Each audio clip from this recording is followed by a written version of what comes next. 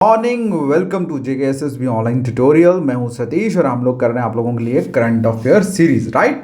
सो आज की इस वीडियो में हम लोग करने वाले हैं आप लोगों के 30th जनवरी के most important current affair questions. And before going to start this video wanna से कि अगर अभी तक आपने हमारा ऑफिशियल व्हाट्सएप ग्रुप ज्वाइन नहीं करा तो अभी मैसेज करें 7006332724 पे और ज्वाइन करें हमारा ऑफिशियल व्हाट्सएप ग्रुप। और स्टार्ट करने से पहले one more thing, thank you so much आप सबका for giving lots of love and lots of support in the form of comments.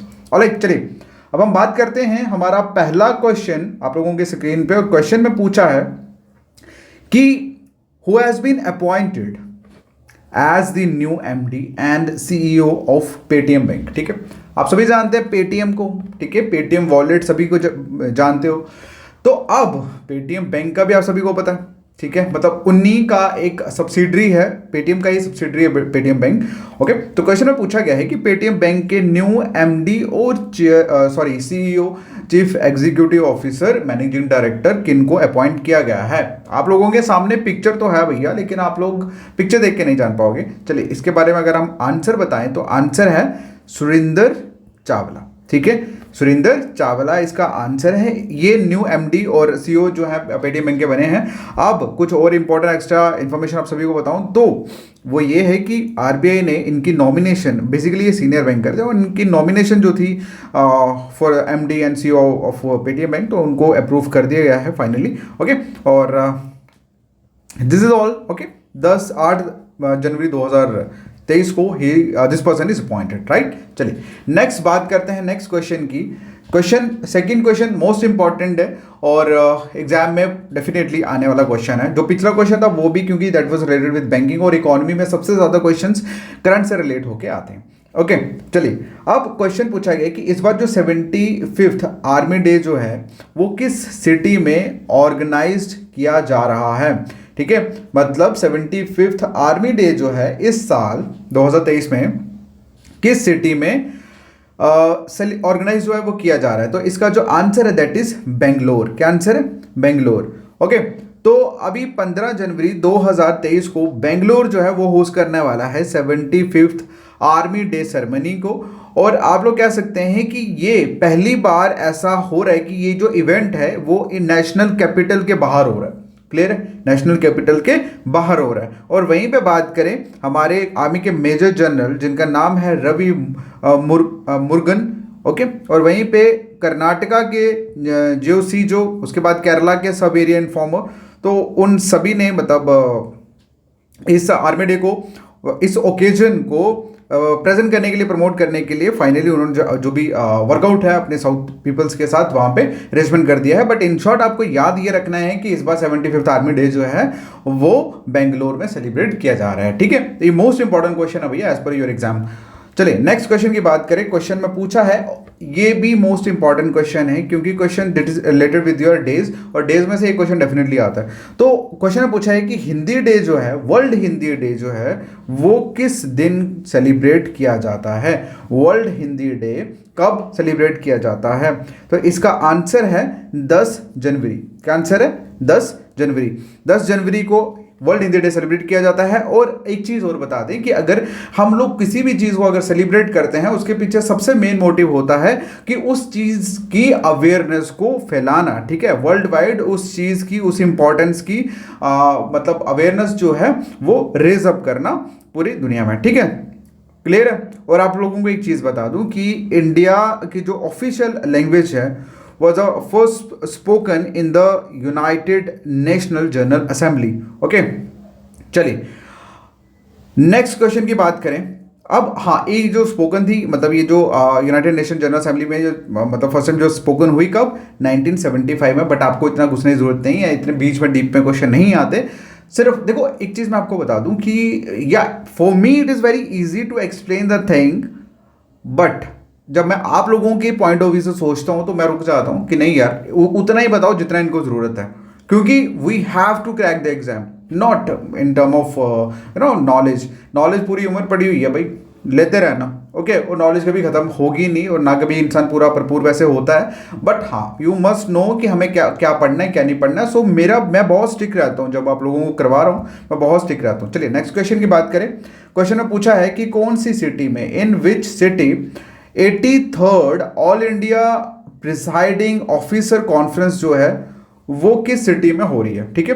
83rd all India presiding officer conference जो है, open conference जो है, वो किस सिटी में हो रही है। तो इसके आंसर की अगर हम बात करें, इसका आंसर है Jaipur.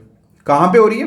It is happening in Jaipur. और हमारे वाइस प्रेसिडेंट, ठीक है, हमारे वाइस प्रेसिडेंट और राज्यसभा चेयरमैन जगदीप धनकार जो हैं, उन्होंने ये 83rd all India presiding officer conference जो जयपुर में हो रही है, फाइनली इसको मतलब ओपन, मतलब इनकी इनॉग्रेटिंग या स्टार्टिंग होती है ना, शुरुआत करना, वो उन्होंने किया है। और उसी के साथ साथ ओम बिरला जो कि स्पीकर हैं लोकसभा के, ओके, और देन उसके बाद speaker and deputy speaker from various legislative assembly, वो भी सारे इस सेरेमनी मतलब राज्यसभा के वो भी प्रेजेंट थे यहाँ पे, ओके, मीटिंग के दौरान वो भी प्रेजेंट थे। क्लियर है? चलिए नेक्स्ट क्वेश्चन आप लोगों के सामने, क्वेश्चन में पूछा गया है कि which Indian public sector bank, okay, मतलब इंडिया का कौन सा पब्लिक सेक्टर, जब हम बात करते हैं मीन्स गवर्नमेंट बैंक, ओके, उनको अप्रूवल मिल गया है, got the approval from RBI to hold special rupee vostro account, ठीक है, vostro account of 3 banks from Sri Lanka, 3 banks from Sri Lanka. Clear है? एक सेकेंड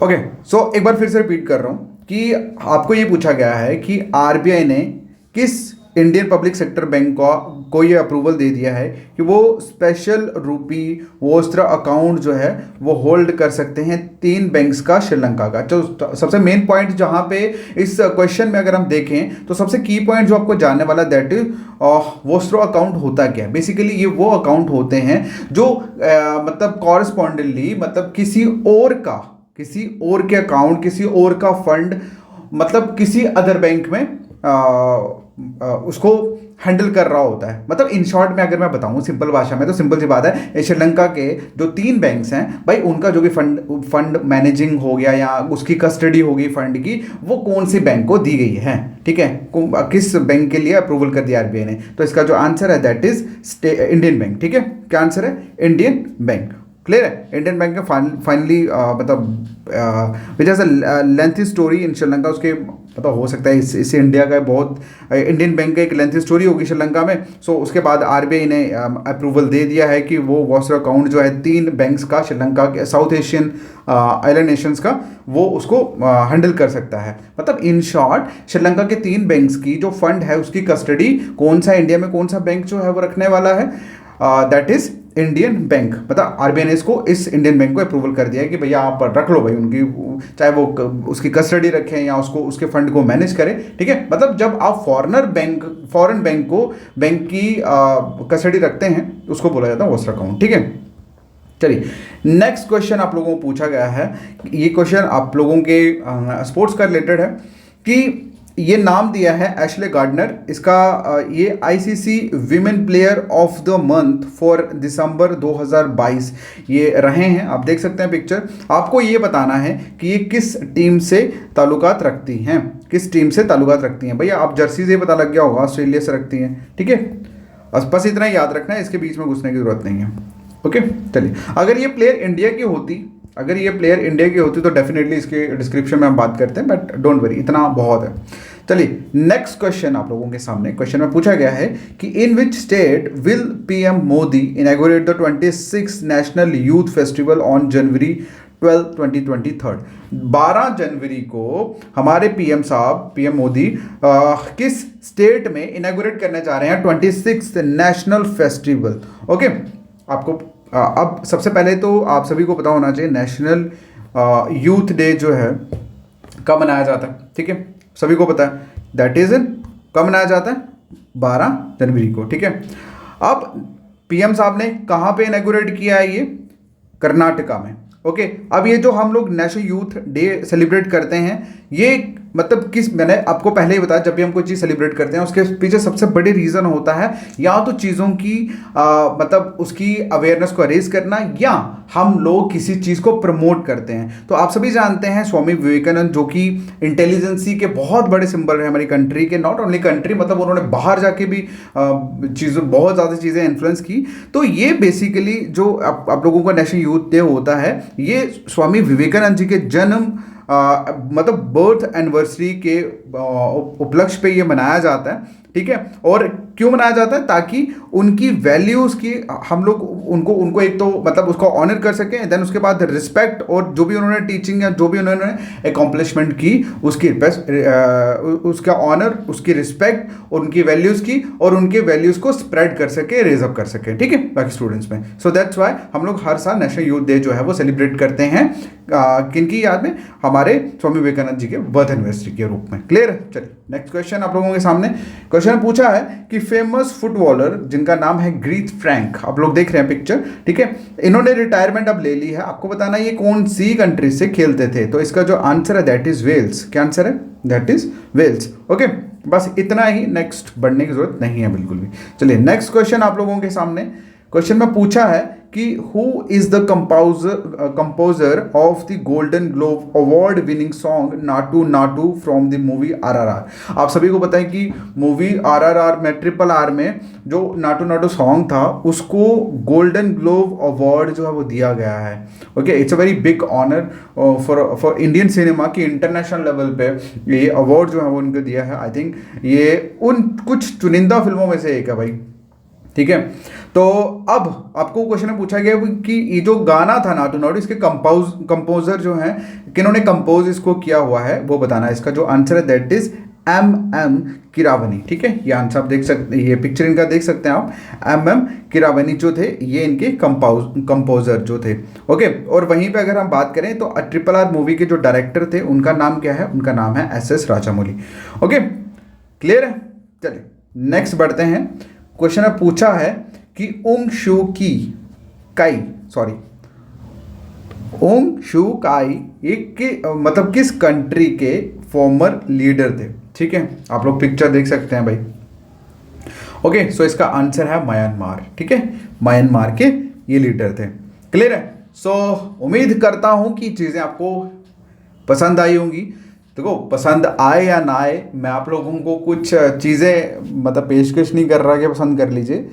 इतना ज़रूर डेफिनेटली कहूँगा कि जो क्वेश्चन आप लोगों के साथ में शेयर करता हूँ ना, it's all are pure gold, pure gold. ये क्वेश्चन आपको वैल्यू इन क्वेश्चंस की तब समझ आएगी जब आपको डायरेक्ट जब क्वेश्चन दिखेंगे और आप उनको मीन्स टिक करोगे, व्हेन यू फील सेटिस्फेक्शन कि यार एक नंबर पूरा हो गया।